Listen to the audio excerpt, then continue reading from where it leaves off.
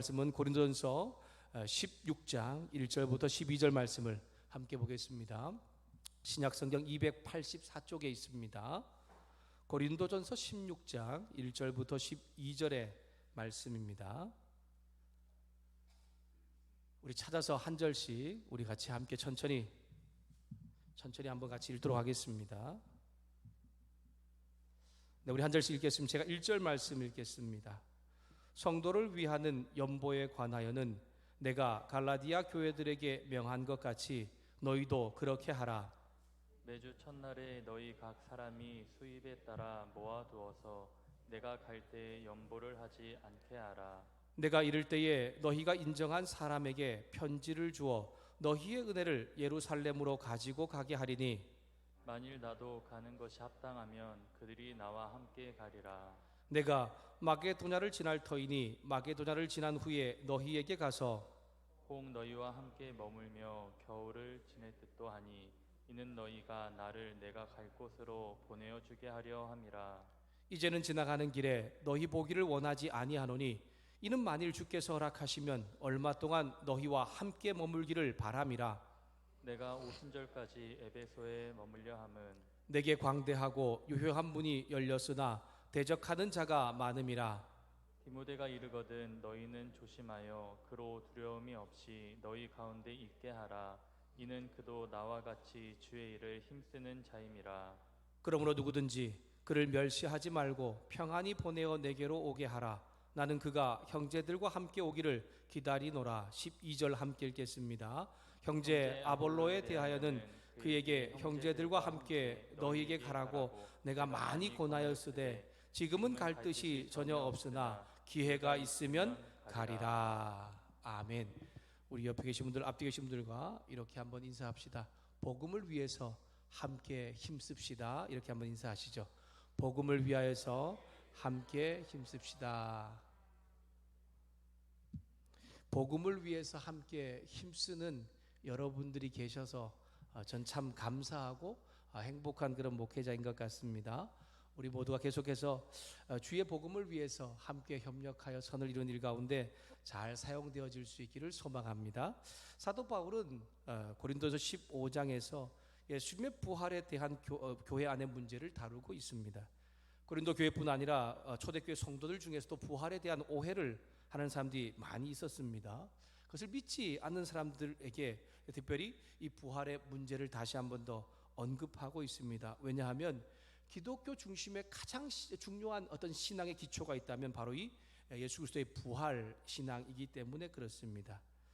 고린도 교인들 중에 어떤 사람들은 주님의 부활을 믿는다고 하면서 자신은 그렇게 다시 살아나지 못할 것이다, 또는 믿음의 사람들은 죽어서 다시 살아나지 못할 것이다 라고 생각하는 사람들이 많이 있었습니다. 그런 사람들 가운데 먼저 바울은 예수님의 부활은 역사적 사실이라고 하는 그것을 먼저 이야기하면서 복음과 연결시켜서, 예수님과 연결시켜서 이야기해주고 있습니다. 그리고 바로 예수님께서 부활의 첫 열매가 되셨듯이 바로 믿는 사람들이 다음 열매가 되고 또 모든 사람들이 부활 가운데 있게 될 것을 이야기하고 있습니다.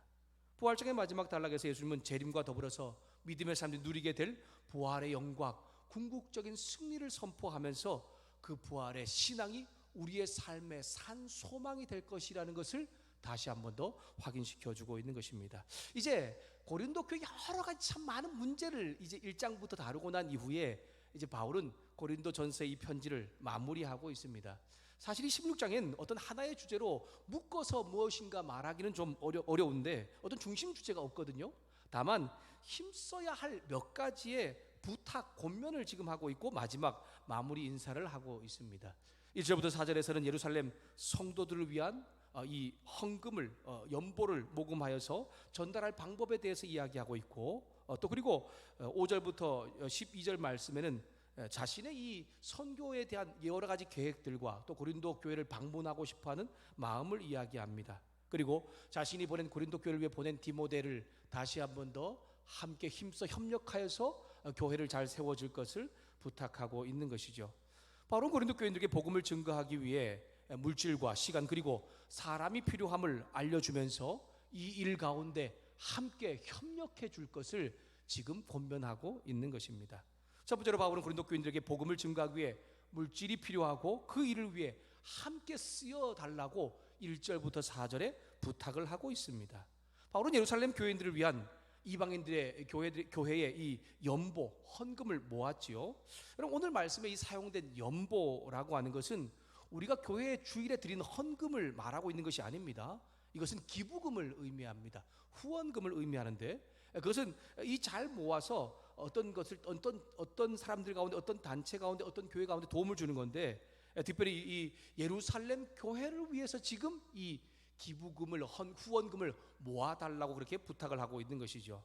바울에게 있어서 이 연보, 이 후원금은 단순한 돈이 아니었습니다. 돈의 모금이 아니었습니다. 하나님의 은혜에 대한 적극적인 어떤 반응이고, 하나님 백성들의 필요에 대한 섬김이며, 또한 하나님께 드리는 봉사이고, 흩어져 있는 사람들을 연합하게 만드는 그러한 중요한 역할을 하는 것이었습니다. 바울은 예루살렘 교회 지도자들을 통하여서 바울이 선교 기초에 우리를 위해서 좀 연보를 해달라는 요청을 받았었습니다. 그 전에 이미 바울은 예루살렘 교회가 기근으로 힘들어할 때에 안디옥 교회 이 구제 헌금, 이 구제금을 통하여서 예루살렘 교회에 도움을 주었지 않습니까? 이후에 예루살렘 교회 재정적인 이 어려움을 이방 교회들의 후원금을 통하여서 함께 나누어 주므로 이방 교회와 예루살렘 교회, 유대인과 이방인들이 하나 되게 하는 역할이 바로 이 물질을 통해 이루어지고 있었던 것입니다.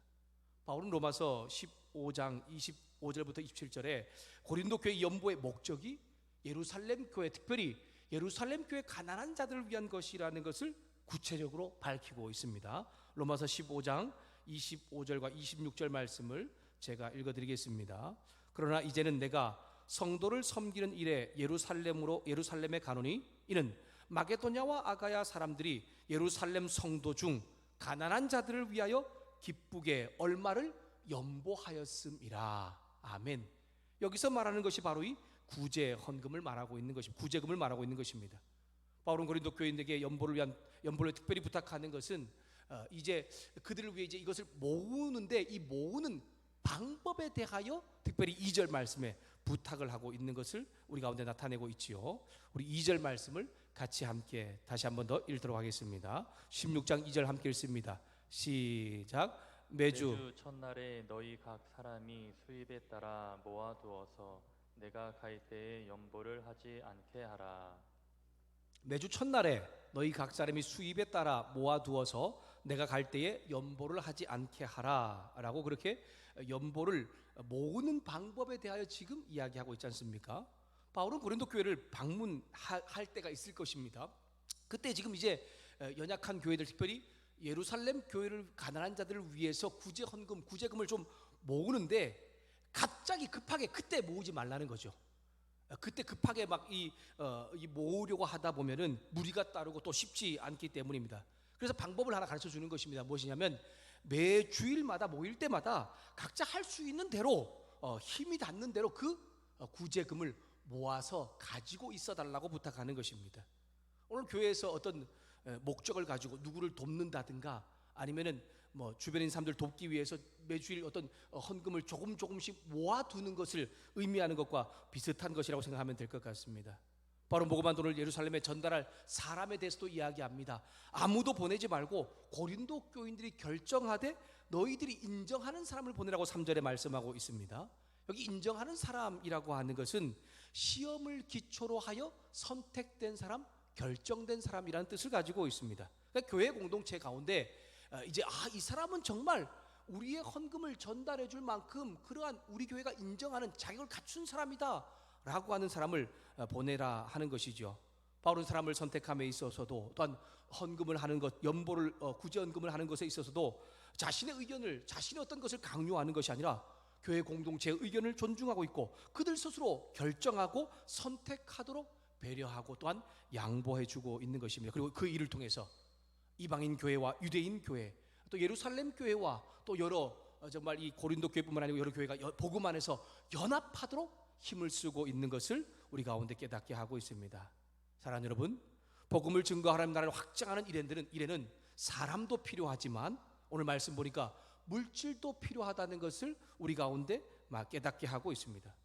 바울은 고린도 교회가 연보하여서 예루살렘 교회의 교인들의 도금으로 복음의 교제가 확장될 것이라는 것을 말하고 있습니다. 하나님의 은혜로 구원을 받은 성도들이 가난한 형제들에게 물질적인 도움을 주는 것은 그들에게 복음의 교제를 확장시켜주는 일이 되죠. 또한 믿지 않는 사람들 가운데 물질적 필요를 채워주는 것은 물론 그것이 복음을 증거하기 위한 방법은 아니다 할지라도 복음을 증거하는 일에 또한 주님을 기쁘시게 하는 일에 잘 사용되어지는 것이라는 것입니다. 사랑하는 여러분, 복음을 증거하기 위해서는 물질적 필요를 채우고 나누는 것은 성도나 교회가 야 이것도 하면 좋은 일이야, 에이 없으면 안 해도 돼 라는 것을 지금 바울은 말하고 있는 것이 아닙니다. 바울은 복음의 교제를 확장시키는 일과 또한 믿지 않는 사람들이 복음을 증거하기 위해서는 그것이 아니다 할지라도 믿는 성도로서 하나님의 은혜를 경험한 사람이라면 물질적 필요가 필요한 어떤 이웃이나 형제에게 나누어 주는 것은 당연한 의무다라고 하는 것을 우리 가운데 깨닫게 하고 있는 것이죠. 바울이 복음을 전하지 않으면 안 되었듯이 성도와 교회가 형제나 이웃에게 물질적 도움을 필요한 사람에게 마땅히 돕는 것이 바로 의무이고 이로 인해 복음이 증거되고 확장될 것이라는 것을 깨닫게 하고 있는 것입니다. 하나님이 성도에게 물질을 허락하셨다면 거기에는 물질이 필요한 사람에게 나누라는 하나님의 뜻도 있다는 것이죠. 여러분, 과거에 섬기던 교회에 이웃을 위한 헌금이 있었습니다. 교인들뿐만이 아니고 믿지 않는 이웃들을 위한 헌금이었습니다. 구제금이지요. 그래서 그 교회는 이 헌금을 따로 이제 보관하는 것입니다. 전체 재정 안에 보관하지 않고 따로 이 구제 헌금, 이웃을 위한 헌금으로 그렇게 보관하여서 정기적으로 물질적인 도움이 필요한 연약한 교인들 가운데 어떤 이웃들 가운데 나누어 주었습니다. 오늘날 우리 수해 같은 갑작스러운 도움이 필요한 곳이 있지 않습니까? 그럴 때에도 그 모아두었던 구제헌금을 일부를 또 나누어 주는 그러한 일을 하게 됐습니다. 물론 그 일이 꼭 복음을 확장시키고 복음을 증거하기 위한 것이 아니었습니다. 당연히 믿음의 사람으로서 주변의 어려움과 힘겨움 가운데 함께 동력해 나가는 일을 위해서 그렇게 함께 이 물질을 나누는 것이었거든요. 근데 그 일로 인해서 도움을 받은 성도는, 믿음의 형제는요, 더 믿음이 성장되는 것을 보았고, 전혀 믿지 않았던 사람들 가운데 교회에 나와 예수님을 믿는 이런 놀라운 일이 일어나게 되는 것을 저는 눈으로 경험하게 되었습니다. 사랑하는 여러분, 저와 여러분도 내가 가진 물질 중에 할 수 있는 만큼의 물질을 통하여서 복음을 확장시키는 일과 하나님 나라를 잘 나타내는 일 가운데 쓰임 받을 수 있는 저와 여러분 될 수 있기를 주님의 이름으로 부탁드립니다. 하나님은 우리에게 너무 막 허황되고 그리고 무턱대고 그렇게 남들을 위해 물질을 사용하라 이렇게 말하는 것이 아닙니다. 내가 할 수 있는 그만큼 내가 할 수 있는 것을 사용하여서 복음을 증거하고 확장시키는 일 가운데 그 물질을 사용할 것을 말씀하고 있습니다. 그리고 그런 이 일을 하나님께서는 당신을 예배 드리는 것만큼 기뻐한다는 것을 히브리서 13장 16절 말씀에 말씀하고 있다라고 하는 것입니다. 히브리서 13장 16절 말씀을 제가 세 번역으로 읽어드리겠습니다. 선을 행함과 가진 것을 나누어 주기를 소홀히 하지 마십시오. 하나님께서는 이런 제사를 기뻐하십니다. 선을 행하는 것과 가진 것을 나누는 것, 이것이 물질도 될 수 있고 내게 있는 어떤 물품도 될 수 있고 내게 있는 모든 것이 될 수 있습니다. 이런 것들을 이웃에게 나누어 주기를 소홀히 하지 말라, 삼가하지 말라라는 것입니다. 하라는 것이죠. 그것을 하나님께서 기뻐하는 제사라고 하는 것은 예배를 받는 것과 동일하게 하나님께서 기뻐 받으신다는 것을 깨닫게 하고 있는 것입니다. 그래서 성도가, 예수 믿는 사람이, 하나님의 은혜를 경험한 사람이 다른 사람의 물질적 필요를 돕는 것은 하나님이 기뻐하는 제사라는 표현을 하고 있습니다. 꼭 복음을 증거하거나 하나님 나라를 확장하기 위해서가 아니다 하더라도 물질적 필요를 나누는 것은 사회적 도덕적 차원을 넘어서 하나님을 기쁘시게 하는 일이다 라고 하는 것을 우리 가운데 깨닫게 하고 있는 것이죠.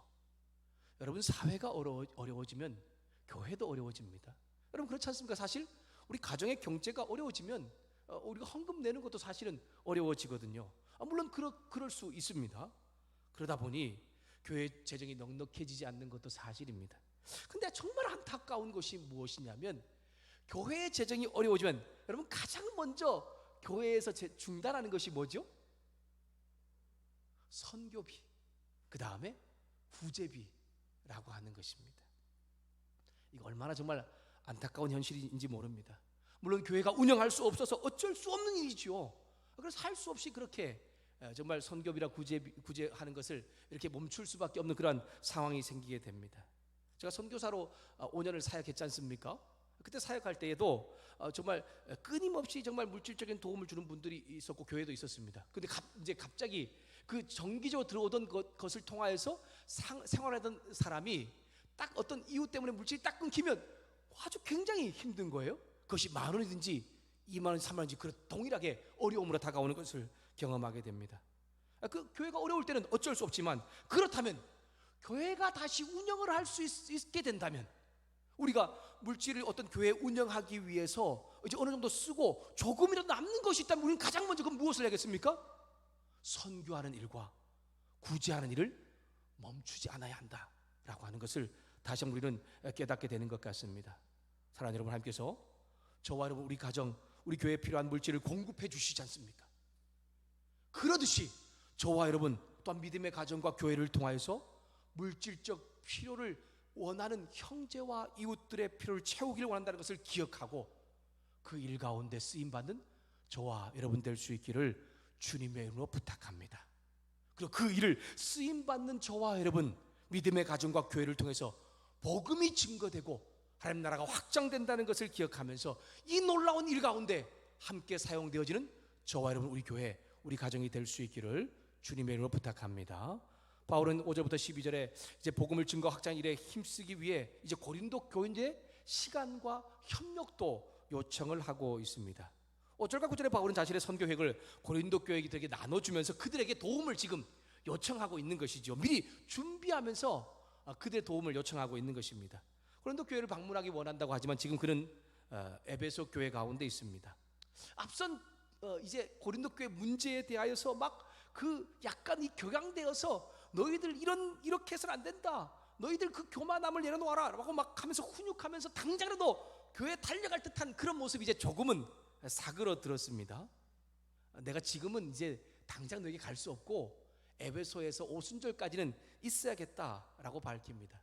그리고 이제 앞으로 마게도냐를 지날 때 잠깐 들리고 다시 고린도에 와서 겨울을 함께 나누고 싶다라고 말씀하고 있죠. 바울은 잠깐 고린도 교회에 있는 것을 원하지 않습니다.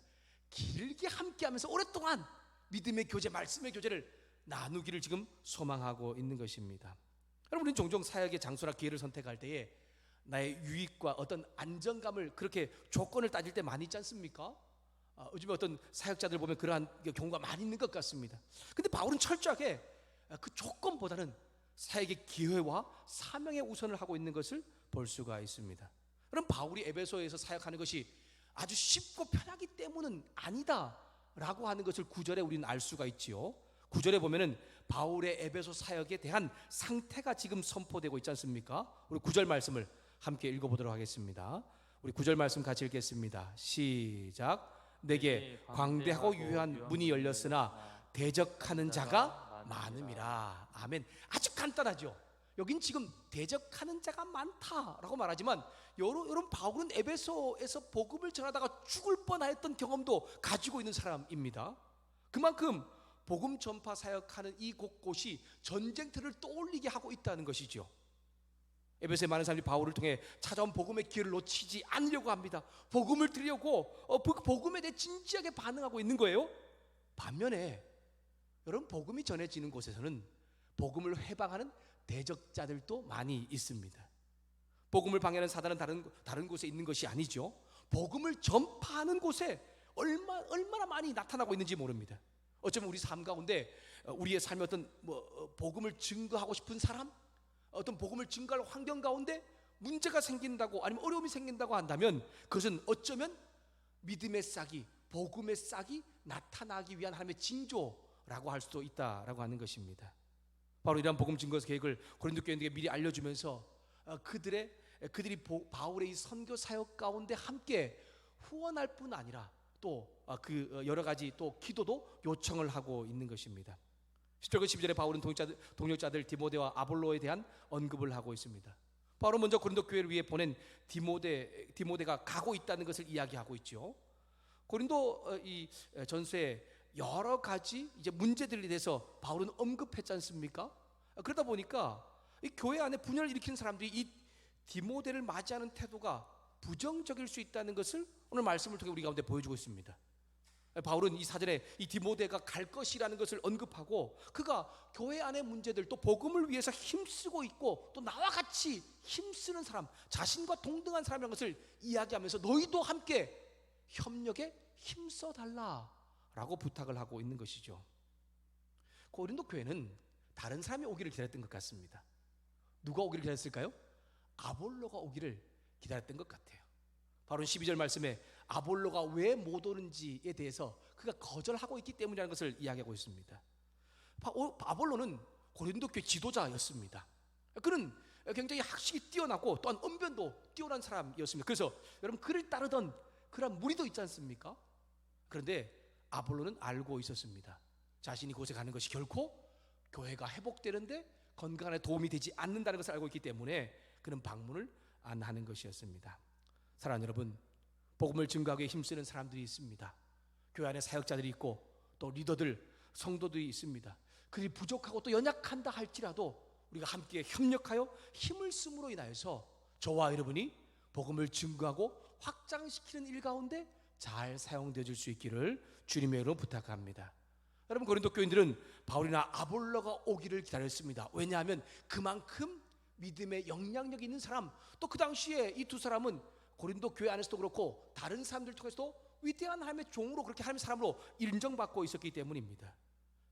분열의 상처를 씻어줄 수 있고 또한 교회가 하나 될 수 있게 만드는 가운데 정말 잘 수습할 수 있는 사람이죠. 그런 경험이 있고 그런 일을 할 수 있는 사람입니다. 근데 이제 막 사역을 시작한 나이도 얼마 되지 않고 경험도 없는 디모데가 온다라고 하는 것입니다. 그러니까 이 얼마든지 고린도 교회 지금 이 문제를 일으키는 사람들이 그를 얼마든지 무시할 수 있고 우습게 취급할 수도 있었습니다. 오히려 복음의 교제를 방해하게 하는 데 할 수 있기 때문에 바울은 자신과 이 얼마나 디모데가 복음을 위해 힘쓰는 사람들을 이야기하면서 고린도 교인들도 함께 복음을 증가 확장일 가운데 힘써 달라고 부탁하고 있는 것입니다. 여러분, 우리는 가끔 이런 생각하지 않습니까?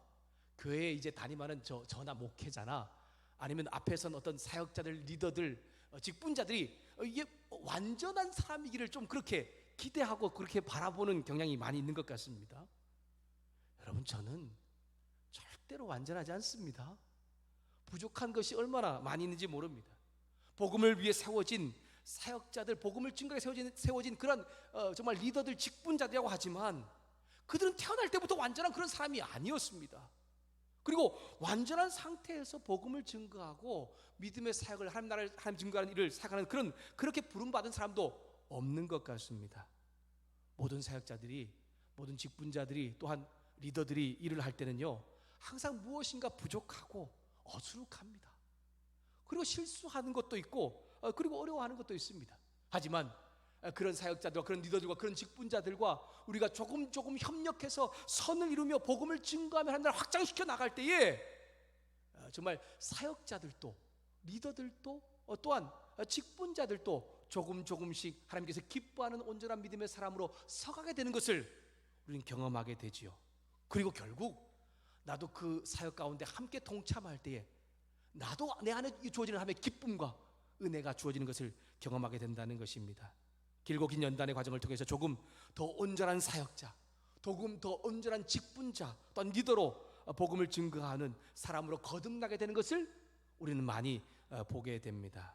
사랑하는 여러분, 하나님 나라 확장과 복음을 증거하는 사역자들, 교회 리더들과 직분자들과 협력하여 힘쓸 수 있는 저와 여러분 될 수 있기를 소망합니다. 그래서 저와 여러분을 통하여서 또한 우리 교회가 통하여서 복음이 확장되고 예수의 이름이 더 빛나게 되는 놀라운 역사가 나타날 수 있기를 주님의 이름으로 부탁드립니다. 기도하겠습니다. 사랑하는 주님, 복음을 증거하고 하나님 나라 확장되는 일에 저를 사용하기 원하시는 하나님의 마음을 깨닫게 하시니 감사합니다. 제가 가진 물질적 도움을 필요한 형제에게 나눔으로 인하여서 복음의 교제가 하나님 나라가 확장되게 하여 주시옵소서. 믿지 않는 이웃의 물질적 필요를 채워줌으로 인하여서 복음을 증거하는 일에 사용될 수 있게 하여 주시옵소서. 주님, 복음을 증거하고 하나님 나라를 확장하기 위해 쓰임받는 교회 안의 사역자들과 직분자들과 리더들과 협력하여 힘쓰게 하여 주시옵소서. 부족하지만 인내로 함께 협력하여 나갈 때에 나를 통해서 주님의 이름이 빛나게 되는 놀라운 역사가 나타나게 해주시고 그 일 가운데 잘 쓰임받는 우리 교회가 되어서 믿음의 교제가 풍성해지는 우리 교회 공동체가 될 수 있도록 주님 축복하여 주시옵소서. 그렇게 우리를 인도하신 그 하나님께 감사하며 예수 그리스도 이름으로 기도드렸습니다. 아멘.